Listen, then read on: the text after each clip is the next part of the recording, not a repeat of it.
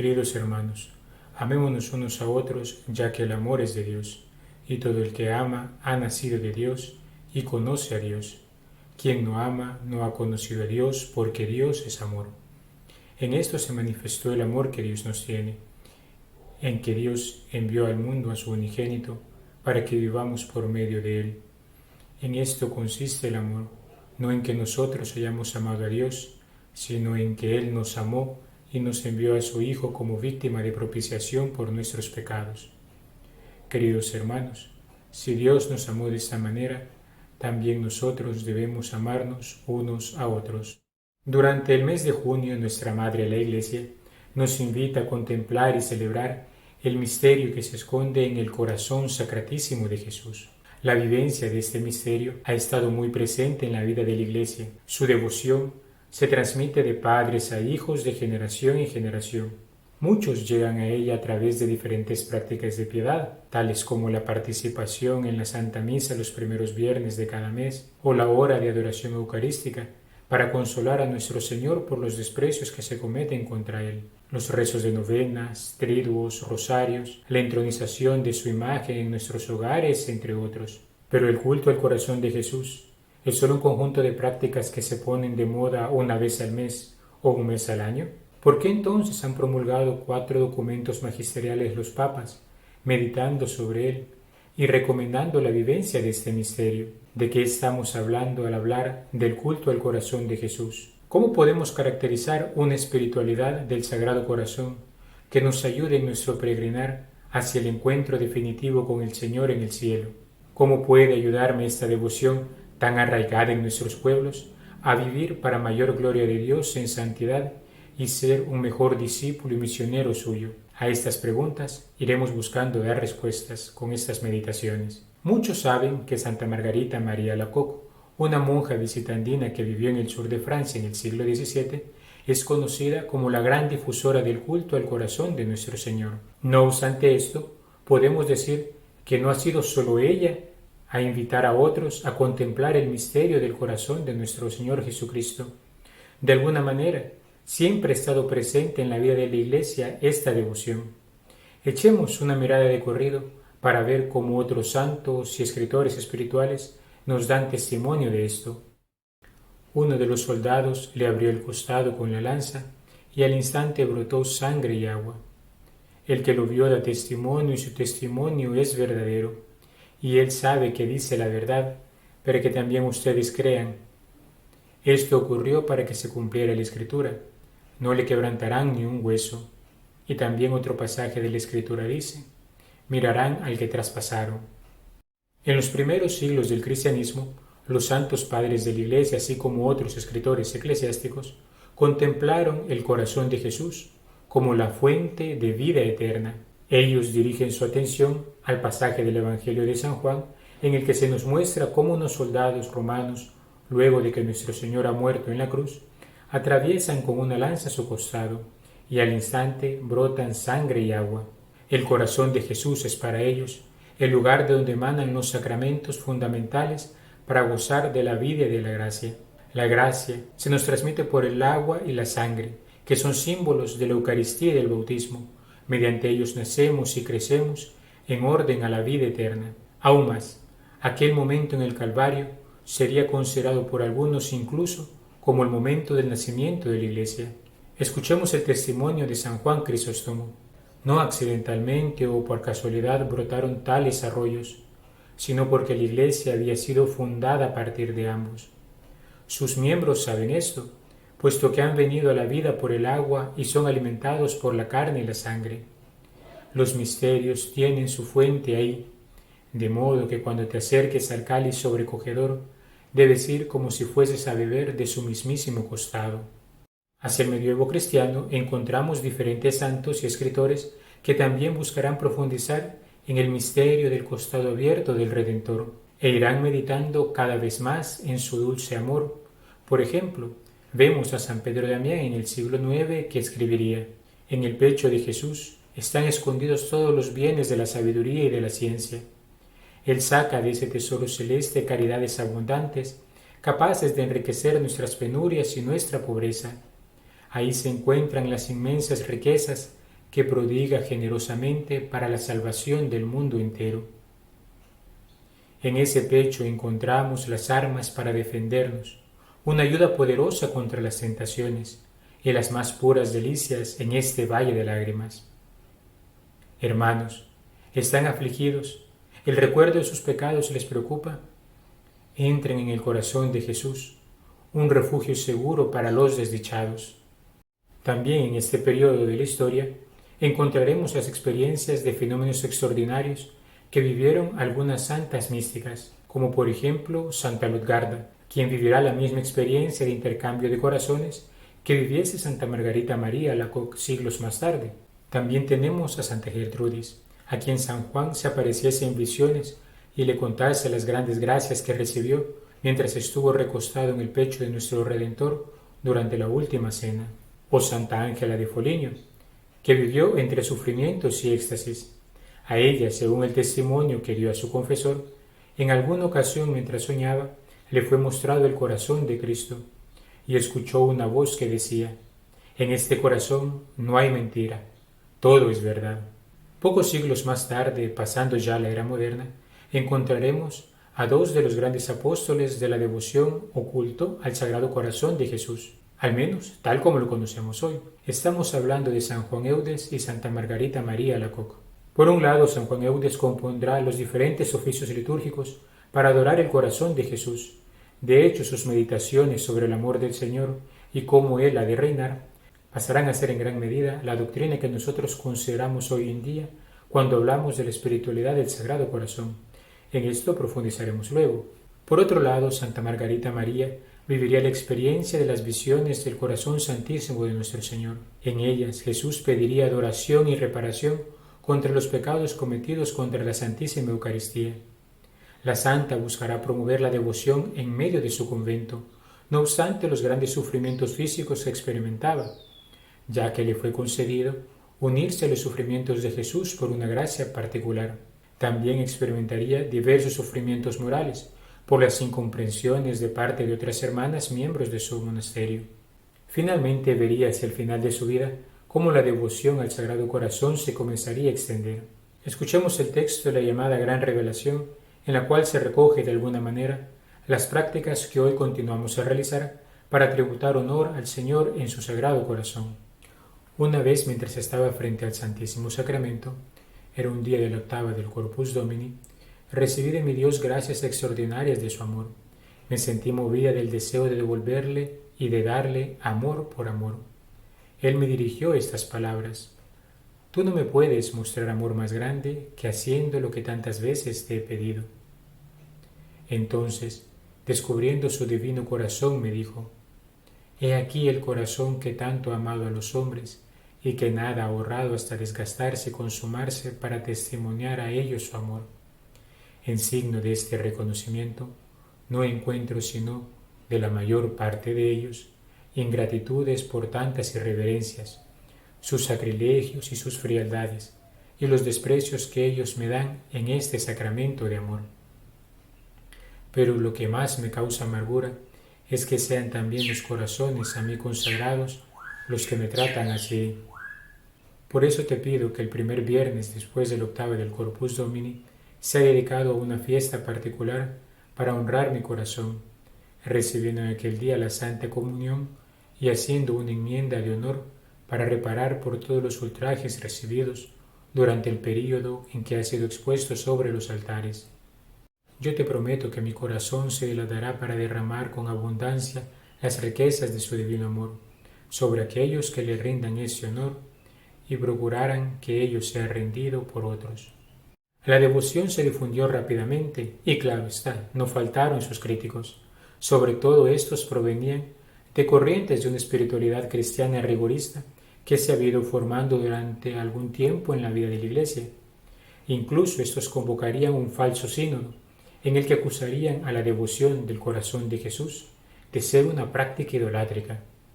Esto no duró mucho. La verdad, el Papa Pío VI condenó en 1788 esa intervención y más en general cualquier oposición doctrinal y práctica a la devoción al Sagrado Corazón. Los apóstoles del Corazón de Jesús son muchísimos, tanto sacerdotes, laicos, religiosos y religiosas. De modo especial, más cercanos a nuestra época, podríamos destacar a finales del siglo XIX y principios del siglo XX a Santa Teresita de Jesús y Santa Faustina Kowalska, quienes contemplarían este misterio de amor a través de los ojos de la misericordia divina. No podemos omitir mencionar cómo los papas han reconocido el gran valor del culto que se tributa al corazón de Jesús. León XIII, en la encíclica Annum Sacrum, dirá sobre la consagración al corazón de Jesús: el acto de piedad que aconsejamos a todos será útil a todos. Después de haberlo realizado, los que conocen y aman a Cristo sentirán crecer su fe y su amor hacia Él. Los que conociéndole son remisos a seguir su ley y sus preceptos, podrán obtener y avivar en su corazón sagrado la llama de la caridad. Pío XII, en la encíclica Miserentissimus Redemptor, Misericordiosísimo Redentor, escribirá que, en este faustísimo signo y en esta forma de devoción, no es verdad que se contiene la suma de toda la religión y aún la norma de vida más perfecta, como que más expeditamente conduce los ánimos a conocer íntimamente a Cristo Señor nuestro y los impulsa a amarlo más vehementemente y a imitarlo con más eficacia? Pío XII escribirá la gran carta encíclica Aurietis Aquas, sacarán agua, que obtiene su nombre de las palabras del profeta Isaías, cuando dice en el capítulo 12, sacarán agua con gozo de las fuentes del Salvador. Este es un documento precioso que todo aquel que se considere devoto del Sagrado Corazón debería meditar para adentrarse en las profundidades de este misterio y contemplar los grandes tesoros que nos ofrece en esta encíclica el Papa. Él nos enseña en qué consiste verdaderamente el culto al corazón de Jesús. San Juan XXIII y San Pablo VI también eran muy devotos del corazón de Jesús. De hecho, San Pablo VI, en la carta apostólica titulada Inescrutable riqueza, Investigabilis Divitiae, diría que el don más grande del corazón de Jesús es la Eucaristía. Hacia nuestros días, San Juan Pablo II, Benedicto XVI y el Papa Francisco han hablado de él en diversas ocasiones a través de sus intervenciones en cartas, ángelus, catequesis en audiencias generales y homilías. Por ejemplo, el Papa Francisco diría el 9 de junio de 2013, el corazón de Jesús es el símbolo por excelencia de la misericordia de Dios, pero no es un símbolo imaginario, es un símbolo real que representa el centro, la fuente de la que brotó la salvación para toda la humanidad. La misericordia de Jesús no es solo un sentimiento, es una fuerza que da vida, que resucita al hombre.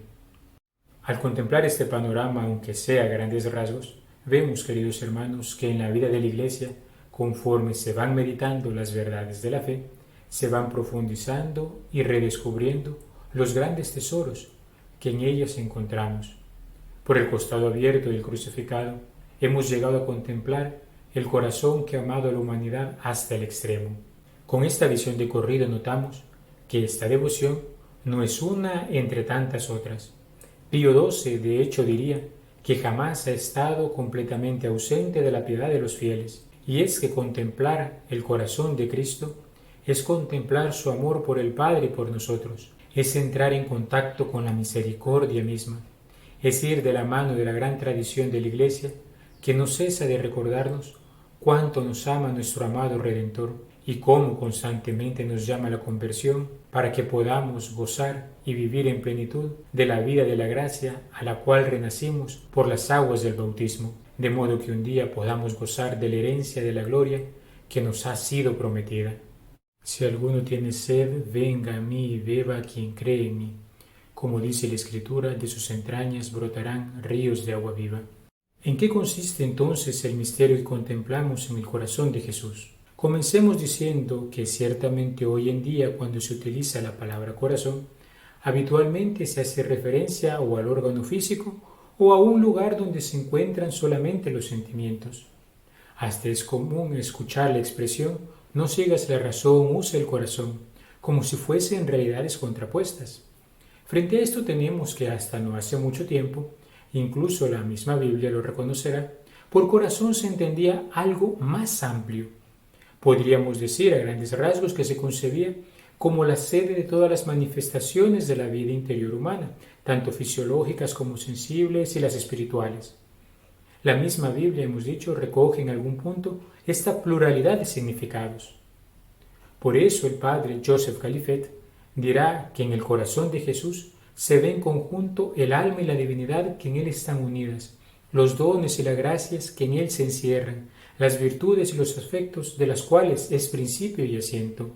El Papa Pío XII explica que el primer motivo para dar culto al corazón de Jesús es el ser la parte más noble de su naturaleza humana, que está unida a su naturaleza divina en cuanto Hijo de Dios, la segunda persona de la Santísima Trinidad. Hagamos un poco de memoria de las letanías que rezamos al final de la hora santa. Decimos: bendito sea Dios, bendito sea Dios, bendito sea su santo nombre, bendito sea su santo nombre. Bendito sea Jesucristo, verdadero Dios y verdadero hombre, bendito sea Jesucristo, verdadero Dios y verdadero hombre.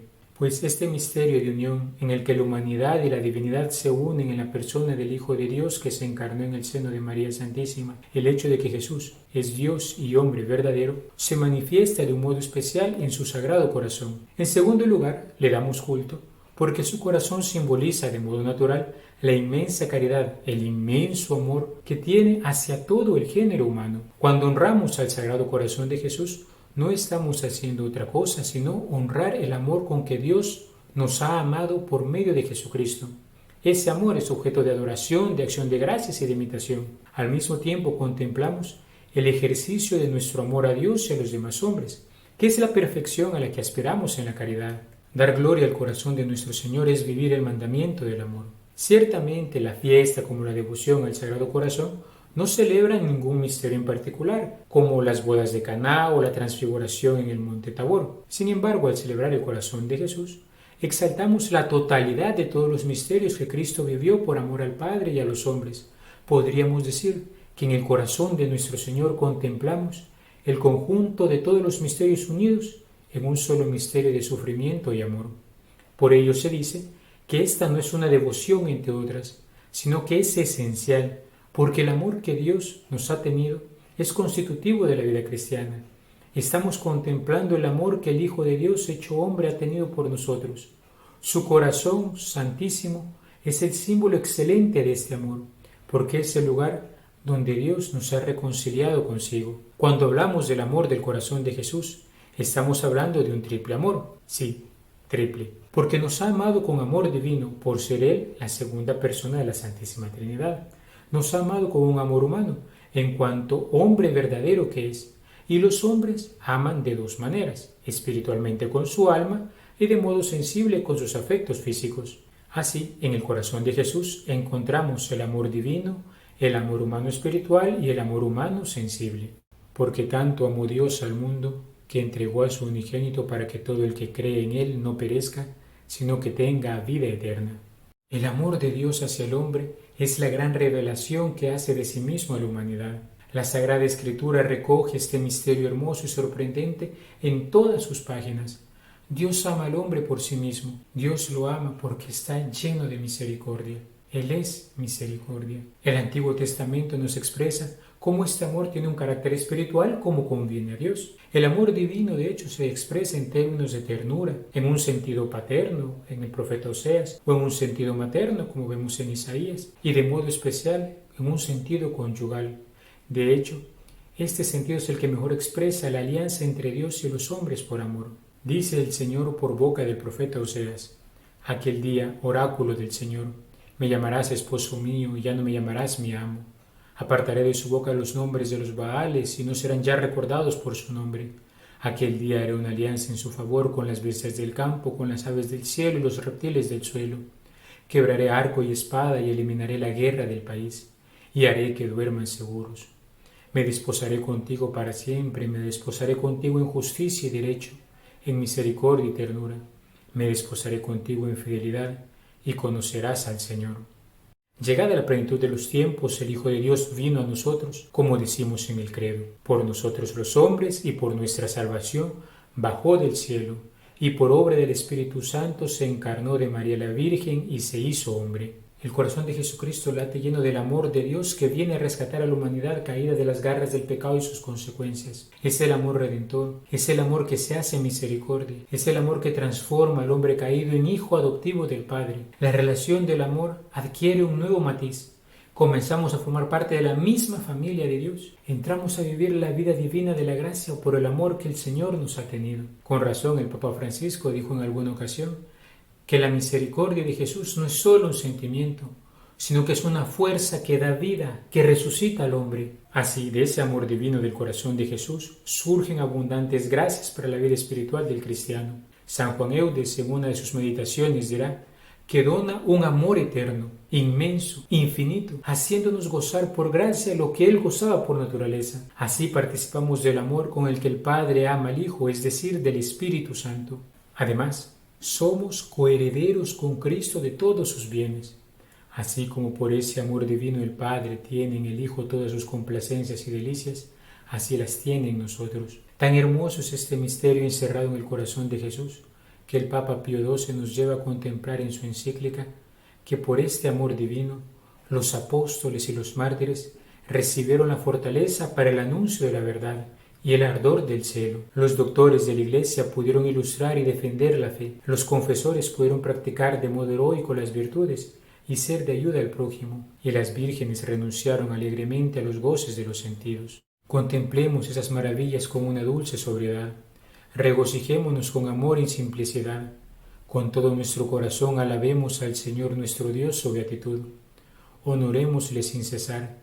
Con todas nuestras fuerzas crezcamos en su amor, aprovechando en conocimiento y sabiduría, en la pureza de su corazón, no solamente despreciemos todo aquello que es transitorio, carnal, terrestre, sino también extirpemos de nosotros mismos toda afección desordenada para tales cosas. Abandonémonos en Él totalmente para poder ser elevados por el amor, transformados y establecidos en el abismo de luz y de verdad imperecederas. Ahí no habremos de estar más atentos a nosotros mismos, a nuestros actos, a lo que sea. No nos recordaremos de nada creado. Ahí no seremos más que uno con el Señor. El segundo amor es el que llamamos humano espiritual, es decir, el amor que ejerce nuestra alma. Por su naturaleza humana, Jesús también vivía en cuanto hombre una vida interior como nosotros. Él también tiene un alma. Recordemos, el alma, aunque no la podamos ver, es espiritual, la podemos percibir por su obrar, el cual se manifiesta por el entendimiento, a través de él conoce, y por la voluntad, por la cual elige. También Jesús vivía estas realidades, por eso al contemplar su corazón, contemplamos que en cuanto hombre amaba buscando siempre el bien. También tenía sentimientos. Él desarrollaba una vida interior como nosotros, una vida intelectual y una vida moral. Jesús también conoció como un ser humano puede conocer. La Sagrada Escritura nos los muestra. Dice San Lucas en los relatos de su infancia que Jesús crecía en sabiduría y en edad. Isaías profetizó que él estaría colmado del espíritu de sabiduría y de entendimiento, de ciencia y de consejo. Santo Tomás de Aquino, meditando la relación que existe entre el conocimiento que Jesús tiene por ser Dios y el conocimiento que tiene por ser hombre, dirá, apoyándose en un versículo del libro del Apocalipsis que dice, digno es el Cordero de recibir la divinidad de la ciencia, que Cristo conoce todo lo que de cualquier modo existe, existirá o existió, o fue hecho, o dicho o pensado por quien quiera que sea en cualquier tiempo. De ahí que nuestro Señor conocía todo lo que habría de padecer, como dijo a sus apóstoles, miren, subimos a Jerusalén y el Hijo del Hombre será entregado a los príncipes de los sacerdotes y los escribas, le condenarán a muerte y le entregarán a los gentiles para burlarse de él y azotarlo y crucificarlo, pero al tercer día resucitará. Considera, querido hermano, por un momento al meditar en el amor del corazón de Jesús. Él te conoce, Él nos conoce, sabe quiénes somos, conoce nuestras luchas, conoce nuestros problemas, está sabedor de nuestras debilidades, conoce ciertamente también nuestras faltas. Su conocimiento es tan perfecto que más de algún santo dirá que en el Getsemaní, mientras oraba al Padre, contemplaba no solo los sufrimientos que habría de padecer, sino que también contemplaba los pecados por los cuales los padecería. Y sabemos que en él no había pecado. Entonces, ¿qué pecados contemplaba? Los nuestros, querido hermano. ¿Cómo nos estremecería? Sudaba gotas de sangre e incluso un ángel bajó a consolarle. ¿Y quieres saber qué tan grande es el misterio de amor que encierra el corazón de Jesús? Que no solo Él te conoce, no solo Él nos conoce, sino que también ejercitando su voluntad, asumió sus sufrimientos para salvarnos. Él tomó sobre sí libre y voluntariamente nuestros pecados para rescatarnos de la muerte eterna. Él eligió todo eso por amor a nosotros, porque el amor no es otra cosa que querer el bien. Y Cristo nos procuró el mayor de los bienes, la comunión plena con Él en el cielo. Deberíamos conmovernos hasta las lágrimas al escuchar con cuánta libertad y firmeza elige dar su vida por nosotros. Nadie me la quita, sino que yo la doy libremente, dice en el Evangelio de San Juan. Acercaban a Jesús niños para que los tocara, pero los discípulos les regañaban. Al verlo Jesús se enfadó y les dijo: dejen que los niños se acerquen a mí, no se lo impidan, pues de los que son como ellos es el reino de los cielos. En verdad les digo que quien no recibe el reino de Dios como un niño, no entrará en él.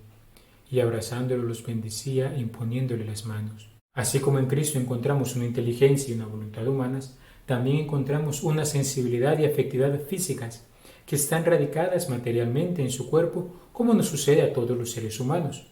Los autores sagrados nos hablan de las diferentes emociones y gestos expresivos de Jesús, como por ejemplo en la última cena, cuando digo: ardientemente he deseado comer esta Pascua con ustedes antes de padecer. O la alegría cuando envió a los 72 discípulos en misión. Dice el Evangelio: en aquel momento se llenó de gozo Jesús en el Espíritu Santo y dijo: yo te bendigo, Padre, Señor del cielo y de la tierra, porque has ocultado estas cosas a los sabios e inteligentes y se las has revelado a los pequeños. Sí, Padre, pues tal ha sido tu beneplácito.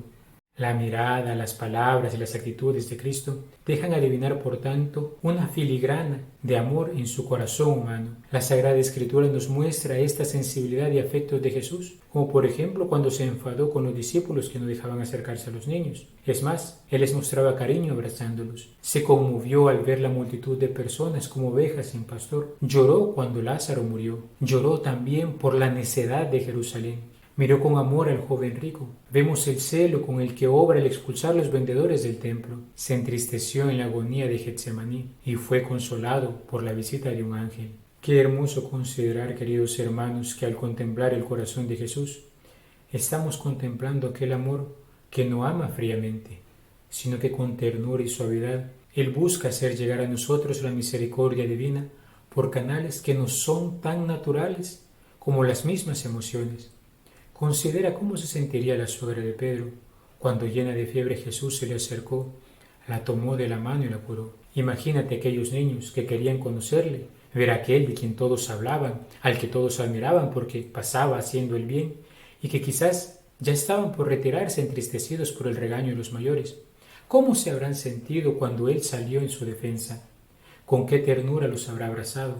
¿Y qué alegría invadiría el corazón de aquellos niños cuando eran bendecidos por el mismo Dios en las manos de Jesús? Considera también sus tristezas, al ver cómo hoy, como en aquellos días, muchos que rechazan y critican son tan fríos e indiferentes con Él. Jesús lloró por la terquedad de aquellos que no entraron en la conversión. ¿Cuántas lágrimas le habremos ocasionado? Quizás llorará por la muerte espiritual de aquel que cae en pecado mortal, como cuando lloró por la muerte de su amigo Lázaro. Y cuánta alegría experimentará su corazón santísimo cuando entramos en la conversión y nos volvemos a Él, cuando no somos indiferentes ante sus sufrimientos en cruz, cuando decidimos abrazar en fe la vida nueva a la que nos ha invitado. Él mismo ha dicho que esta alegría se comparte en todo el cielo cuando alguien entra en la conversión. Jesús nos ha amado también con los afectos de su corazón. Qué precioso tesoro, queridos hermanos.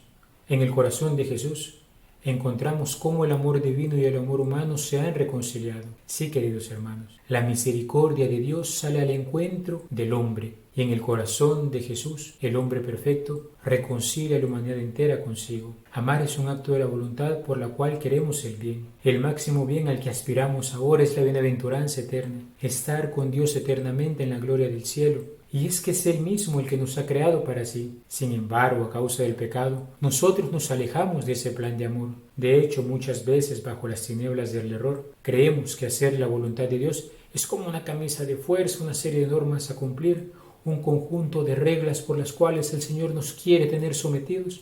No nos damos cuenta que todo el buen obrar del cristiano, el vivir una vida moral buena, no es otra cosa sino el camino hacia lo que Dios ha querido para nosotros, el cielo. Es el medio por el cual comenzamos a gozar del bien que Él nos ha prometido.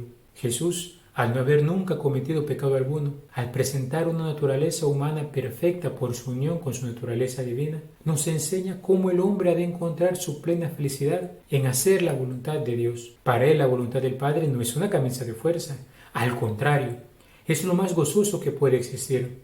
De hecho, diré en alguna ocasión, mi alimento es hacer la voluntad del que me envió y llevar a término su obra. Entrar en la voluntad del otro es una gran expresión de amor. Cristo ha entrado en la voluntad del Padre por amor, y haciendo eso nos ha manifestado la infinita misericordia que viene de lo alto. El amor de Dios ha salido al encuentro de la humanidad, y en la pasión, muerte y resurrección de Jesús la ha liberado de las ataduras del pecado y sus consecuencias. Esta era la verdadera prisión del hombre. En el misterio pascual se manifiesta el gran tesoro del corazón de Jesús. Por eso esta espiritualidad es eminentemente eucarística, porque bien lo sabemos. La celebración de la Santa Misa es la actualización, es el traer al hoy de nuestra historia aquel supremo sacrificio de amor, y con razón la práctica de la adoración eucarística consolará el corazón de nuestro Señor, pues esta es una prolongación de la alegría de aquella celebración. Más aún, Cristo, al hacer la voluntad del Padre, no solo nos ha salvado, sino que nos ha enseñado cómo acoger la salvación. Nos enseña el camino del amor que nos conduce hacia el cielo. Nos enseña a hacer la voluntad de Dios. He aquí lo que podríamos proponer como el centro de esta espiritualidad. En el corazón de Jesús vemos cómo la voluntad del hombre es reconciliada con la voluntad de Dios. Qué hermoso, hermanos. El amor de Dios sale al encuentro del amor del hombre. Lo purifica, lo eleva, lo transforma, lo colma. Y el hombre, sabiéndose amado, no puede hacer otra cosa sino corresponder a ese amor de Dios entrando en su voluntad. Lo ha dicho Cristo: si me aman, guardarán mis mandamientos.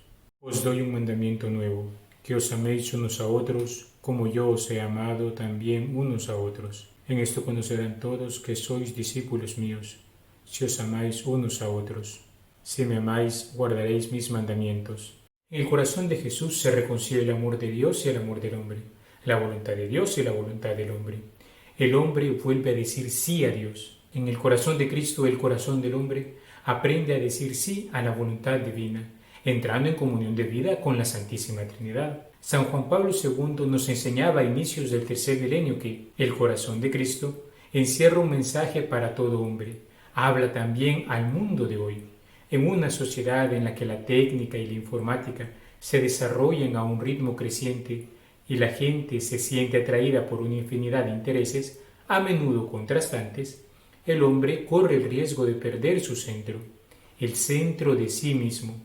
Al mostrarnos su corazón, Jesús nos recuerda ante todo que allí, en la intimidad de la persona, es donde se decide el destino de cada uno, la muerte o la vida en sentido definitivo. Él mismo nos da en abundancia la vida que permite a nuestro corazón endurecido, a veces por la indiferencia y el egoísmo, abrirse a una forma de vida más elevada. La espiritualidad del Sagrado Corazón de Jesús sigue presentándose hoy en día como una propuesta válida, como camino de santificación para el cristiano, pues ella está dirigida a vivir de lleno la ley del amor. En ella podemos aprender qué significa amar a Dios sobre todas las cosas, pues resalta cómo lo que se le pide al hombre no es sino la correspondencia al amor que le ha amado primero. En el corazón de Cristo laten los corazones de Dios y del hombre. La voluntad humana queda redimida, de tal modo que deja de ver en la voluntad divina una constricción. Antes bien, se siente movida naturalmente a secundar el proyecto de Dios para el mundo entero.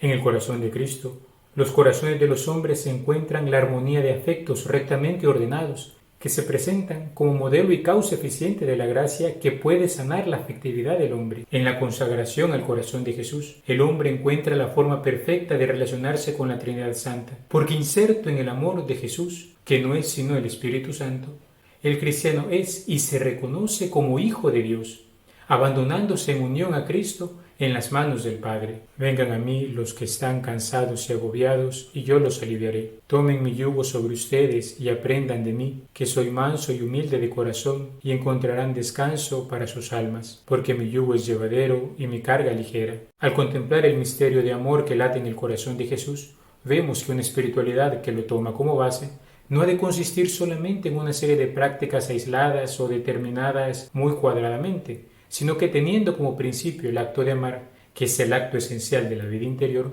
buscará en el fondo disponernos a corresponder al amor con que Dios nos amó primero en Jesucristo. No obstante esto, la espiritualidad del Sagrado Corazón se ha caracterizado por dos prácticas particulares que revelan este modo de amar a Dios en Cristo Jesús y que se han arraigado de modo especial desde el siglo XVI gracias a San Juan Eudes y a Santa Margarita María Alacoque.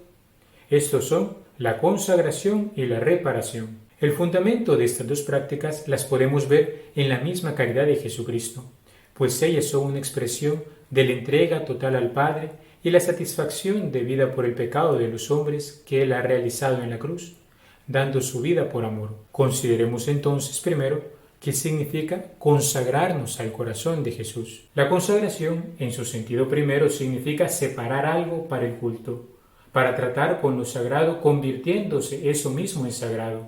Por lo que, para nosotros, consagrarnos al corazón de Jesús significa una donación generosa al Señor, que busca reafirmar las promesas bautismales. Es un compromiso de vida en santidad.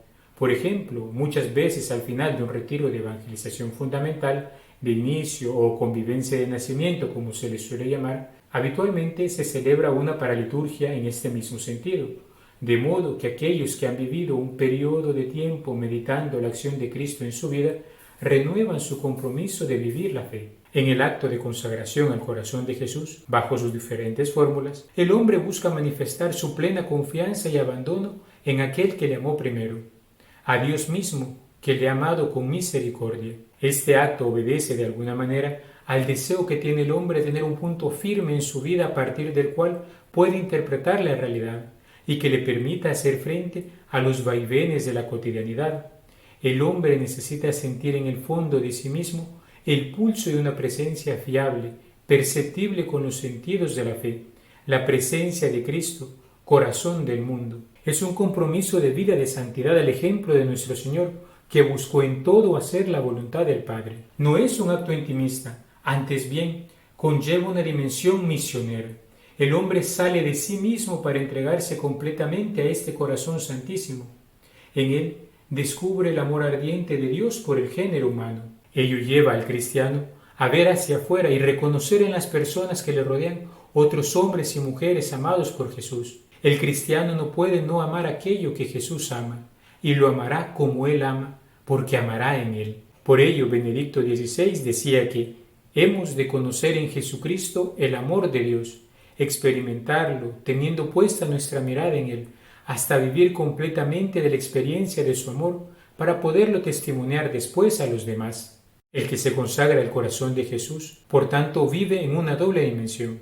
Por un lado, habrá de amar al Padre en el Espíritu Santo, como Jesús le amó, haciendo todo para su mayor gloria. Nuestra voluntad humana ha de buscar corresponder en todo a la voluntad divina, tal como ocurrió en el Sacratísimo Corazón del Hijo de Dios hecho hombre. Un cristiano que se ha consagrado al corazón de Jesús buscará siempre hacer la voluntad del Padre, entrando en la humildad de los hijos de Dios. Por otro lado, también habrá de amar a su prójimo como Cristo le amó a él, de modo que todo consagrado al Sagrado Corazón ha de ser un signo del amor de Dios en medio del mundo.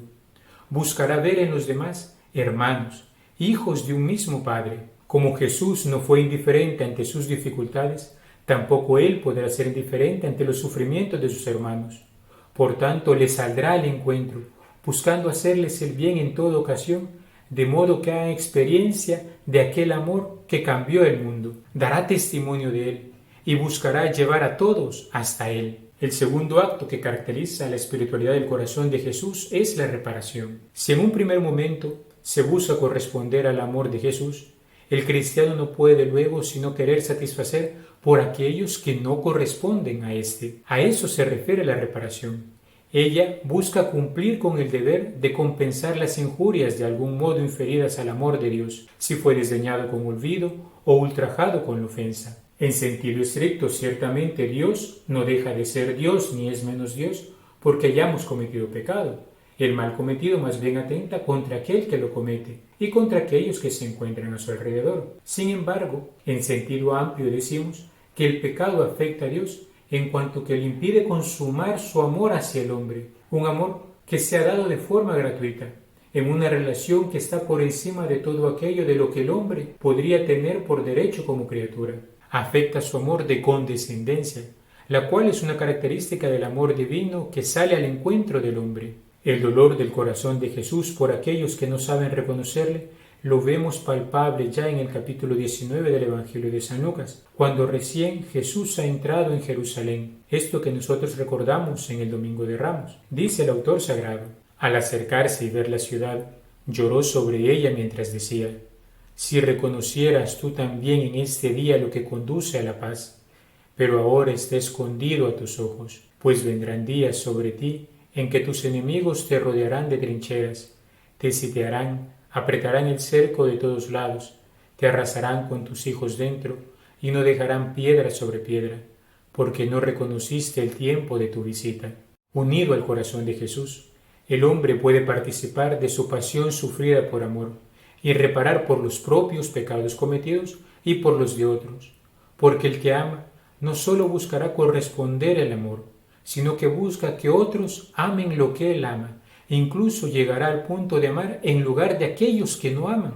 Aunque hoy en día hablar de mortificación como un acto reparador no está de moda, no es posible separarla del amor, pues el sacrificio es la máxima expresión de este. Amor y sufrimiento son inseparables. Al reparar, colaboramos en la obra de la redención. El corazón de Cristo nos revela que, incorporados a su cuerpo místico, al haber entrado a formar parte de la Iglesia por las aguas del bautismo, también nosotros podemos unirnos a su amor redentor y reparar por los pecados cometidos. Es decir, que no solo nos hace gozar de los beneficios de su reparación, y digamos reparación con R mayúscula, porque Él es el que ha perdonado los pecados del mundo. Él es el que ha satisfecho a la justicia divina por las faltas que nosotros los hombres cometimos, sino que también Él nos hace capaces de poder ofrecernos también nosotros mismos en unión a Él. Cristo ofrece en sí el sacrificio de expiación por los hombres. Lo atestigua Él mismo cuando dice: el Hijo del Hombre no ha venido a ser servido sino a servir y a dar la vida en rescate por muchos. San Pablo dirá que se entregó por nosotros y da también una connotación expiatoria a la Eucaristía, que es la actualización del santo sacrificio del Calvario, e invita a los cristianos a unirse a este sacrificio. Dirá en la carta a los romanos: os exhorto pues, hermanos, por la misericordia de Dios, a que presenten sus cuerpos como sacrificio vivo, santo, agradable a Dios. Este es su culto espiritual. Además, en la carta a los colosenses, menciona la posibilidad de ofrecer estos sacrificios espirituales para el provecho de otros cuando dice: ahora me alegro de mis sufrimientos por vosotros. Así completo en mi carne lo que falta a los padecimientos de Cristo en favor de su cuerpo, que es la Iglesia.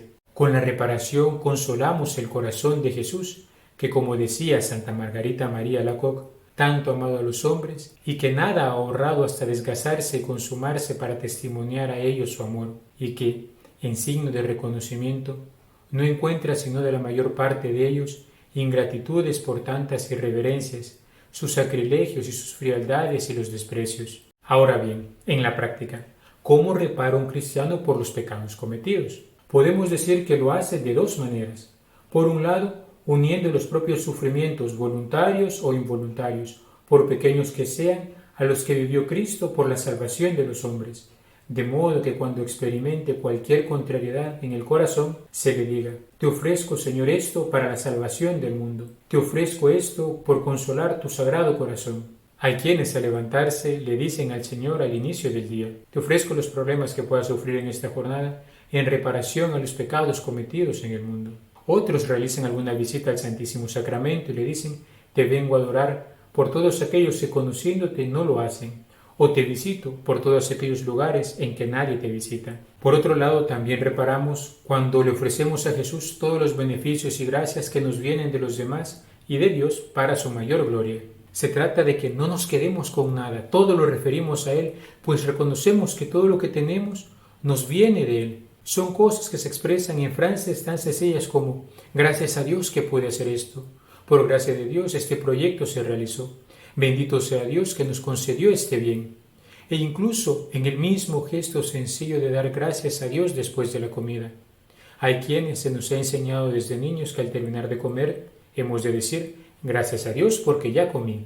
Ciertamente hay quienes ofrecen otro tipo de penitencias físicas para reparar. Antes de llegar a esto, siempre es bueno consultar con nuestro confesor o padre espiritual, para no cometer abusos por falta de prudencia, ni tampoco engañarnos llenándonos de vanagloria al creernos buenos por haber hecho algo en este sentido, sino que todo sea hecho para mayor gloria de Dios. Qué hermosas son las prácticas fundamentales de la devoción, o más bien de la espiritualidad del Sagrado Corazón de Jesús. Consagrarse a Él entregándose totalmente por amor y consolarlo en su dolor por aquellos que no le aman en la reparación. ¿No es acaso esto lo que se vive cuando uno busca en todo hacer la voluntad del Padre al estilo de Cristo? La espiritualidad del Sagrado Corazón de Jesús puede ser vista desde diferentes perspectivas. La Sagrada Escritura, los escritos de los padres de la Iglesia que meditan acerca del costado abierto de nuestro Redentor, la vida de los místicos experimentales, los escritos de los santos, el magisterio de la Iglesia, la Sagrada Liturgia, la piedad popular, la historia misma de la devoción, etc. Pero, a modo de síntesis, ¿qué es lo central que tiene que tener presente una persona que quiere vivir la espiritualidad del corazón de Jesús? En primer lugar, hemos de recordar lo que la Iglesia nos enseña, que el corazón físico de Cristo es un símbolo del amor de Jesús, verdadero Dios y verdadero hombre.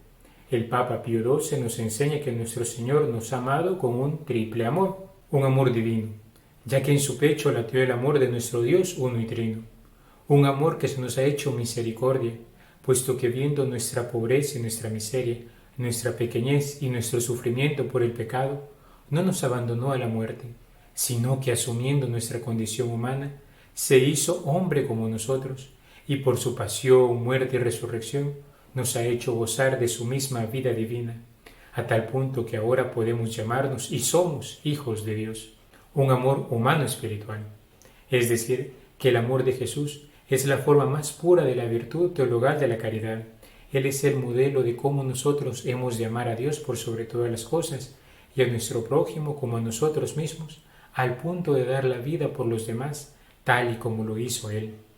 En Él aprendemos a amar con todas las fuerzas de nuestra alma, un amor sensible, es decir, que en Jesús también hemos de considerar toda su ternura, toda su dulzura, toda su compasión para con nosotros. La devoción al Sagrado Corazón de Jesús nos previene de la trampa del racionalismo y del voluntarismo. Nos recuerda que los sentimientos, que la dimensión afectiva, digámoslo bien, en nuestra relación con Dios también cuentan y ciertamente es muy importante. ¿O acaso no es eso lo que expresa el arte sacro a través de la pintura, de la escultura, de la música o de la poesía? En segundo lugar, podemos considerar los dos actos que marcan la vida de quien busca vivir este tipo de espiritualidad, a saber, la consagración y la reparación. Por un lado, la consagración, la cual puede ser ejecutada bajo diferentes fórmulas, tiene que tener siempre presente que lo más importante es llegar a abandonarnos en el Señor. Se trata de vivir como personas que se entregan totalmente al amor de Cristo, confiándole todo lo propio y haciendo propio todo lo que a Él interesa. Es un acto de entrega de nuestro ser, para vivir solo para Él. Se trata de la transformación de nuestra voluntad, de modo que siempre sea una con la de Cristo Jesús, de tal modo que nuestro corazón lata al ritmo del suyo, que busque en todo hacer la voluntad del Padre Eterno. El corazón de Cristo es el lugar donde la voluntad del hombre es reconciliada con la voluntad de Dios. Ahí laten al unísono, ahí el hombre descubre el verdadero sentido de su libertad. Por eso podemos decir que la oración del Getsemaní, Padre, que no se haga mi voluntad sino la tuya, es la oración propia del corazón de Jesús. Por otro lado, el segundo acto, el de la reparación, implica tener presente que anhelamos consolar el corazón de Jesús frente a tantos atropellos que sufre a causa de los pecados de los hombres. Podríamos decirlo con una expresión sencilla: reparar es amar por aquellos que no le aman. De ahí brota la dimensión misionera de esta espiritualidad, sea a través de las mortificaciones voluntarias que tantos cristianos ofrecen uniendo muchas veces los dolores de la enfermedad y del sufrimiento a la cruz de Cristo, para expiar por los pecados cometidos en el mundo, sea también a través de la misión evangelizadora, buscando difundir la buena nueva de la salvación en el corazón de sus hermanos, a través de la predicación de la palabra, o también con el ejercicio de una vida virtuosa, llevando la redención de Cristo a todos los rincones del mundo.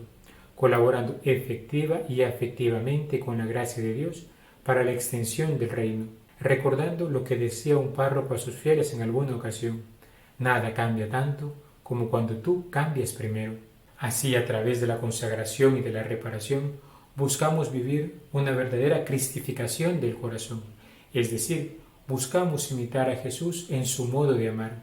Ello ciertamente implica una profunda vida de oración, un contacto asiduo con la Sagrada Escritura, una vida sacramental activa, particularmente la frecuencia de la Eucaristía y la confesión, la práctica de las obras de misericordia. De este modo nuestro corazón latirá al ritmo del corazón de Jesús. En cada palpitar suyo descubriremos la voluntad del hombre que es purificada, elevada y transformada por la voluntad de Dios. En este mundo pudiera ser que a veces el desaliento haga mella en nosotros. Cuando nos topamos con nuestras debilidades, con nuestros pecados, pongámosle el nombre que sea, incluso los pecados de otros, o con aquellas situaciones que nos hacen sentir impotentes, tales como la pobreza, la enfermedad, las dificultades en la convivencia del día a día, la violencia en nuestra sociedad, etc. En esos momentos, volvamos la mirada al corazón de Jesús y recordemos aquellas palabras de Santa Teresita: nuestra miseria atrae su misericordia. Así traeremos a nuestra memoria la gran obra de la salvación. Él se ha apiadado de nosotros, ha asumido todas estas realidades de pecado y de dolor para poder transformarlas por su amor, lavándolas con su sangre preciosa. El mal no tiene la última palabra, es el bien el que triunfa, así como lo hizo el día de la Pascua. Como decía el profeta Ezequiel, del lado derecho del templo brotó una corriente de agua que saneaba todo lo que tocaba. Del costado abierto del Redentor, querido hermano, ha brotado un río de agua viva que transforma todo lo que toca, porque lo permea de su gracia. Por eso, hermanos, dispongámonos con corazón sincero al amor del corazón de Jesús y dejémonos transformar por Él. Adentrémonos en esa hoguera incandescente de gozo, para que con actitudes y comportamientos concretos podamos dar testimonio de aquel amor que cambió nuestra historia. Que quiero, mi Jesús, quiero quererte, quiero cuanto hay en mí del todo darte, sin tener más placer que el agradarte, sin tener más temor que el ofenderte. Quiero olvidarlo todo y conocerte, quiero dejarlo todo por buscarte, quiero perderlo todo por hallarte, quiero ignorarlo todo por saberte. Quiero, amable Jesús, abismarme en ese dulce hueco de tu herida y en sus divinas llamas abrazarme. Quiero por fin en ti transfigurarme, morir a mí para vivir tu vida, perderme en ti, Jesús, y no encontrarme.